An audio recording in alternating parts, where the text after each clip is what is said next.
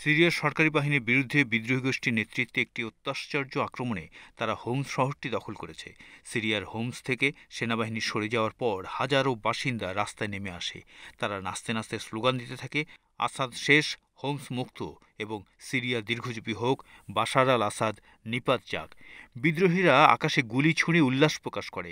তরুণেরা আসাদের পোস্টার ছিঁড়ে ফেলে।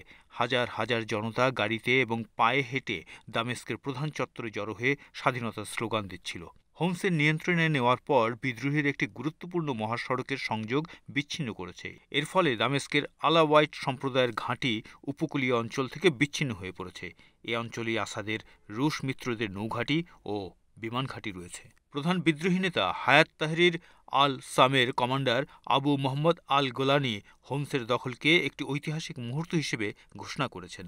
যোদ্ধাদের প্রতি তিনি যারা অস্ত্র নামিয়ে ফেলবে তাদের কোনো ক্ষতি না করার আহ্বান জানিয়েছেন। এদিকে ফ্রান্স 24 এক প্রতিবেদনে দাবি করেছে, বিদ্রোহীদের অগ্রগতির মুখে প্রেসিডেন্ট বাশার আল আসাদ রোববার এক বিমানে চড়ে দামেস্ক থেকে অজানা গন্তব্যের উদ্দেশ্যে রওনা হয়েছেন। ৮ ডিসেম্বর রবিবার সকালে বিদ্রোহী কমান্ডার হাসান আব্দুল ঘানি জানান, দামেস্কের চারপাশের গ্রামাঞ্চল সম্পূর্ণ মুক্ত করতে অভিযান চালানো হচ্ছে এবং বিদ্রোহী বাহিনী রাজধানীর দিকে অগ্রসর হচ্ছে। একটি উপশহরে আসাদের বাবা প্রয়াত প্রেসিডেন্ট হাফেজ আল আসাদের একটি মূর্তি ভেঙে ফেলা হয়। সিরিয়া সরকারের পক্ষ থেকে তাৎক্ষণিকভাবে কোনো আনুষ্ঠানিক বিবৃতি দেওয়া হয়নি।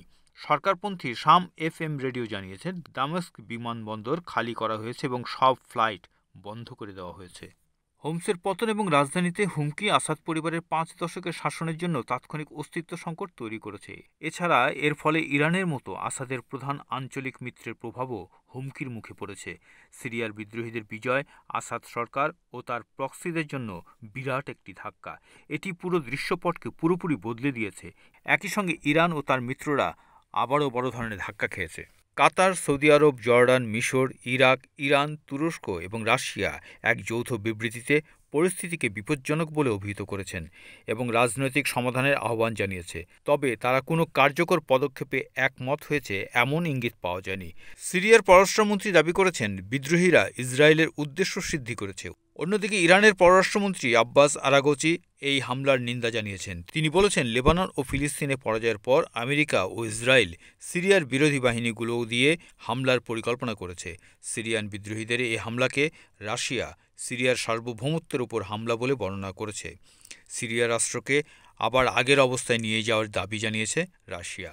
আসাদ সরকার দুর্বল হওয়ার অর্থ হল মধ্যপ্রাচ্যে রাশিয়ার কৌশলগত ভূমিকা কী হবে সেটা নিয়েও ধোঁয়াশা তৈরি হওয়া। যা হোক, বাস্তবতা বলছে ইরান ও এর প্রক্সিদের প্রকল্প এখন ধোঁয়াশাপূর্ণ। তাদেরকে এখন ট্রাম্পের অভিষেক পর্যন্ত অপেক্ষা করে থাকতে হবে।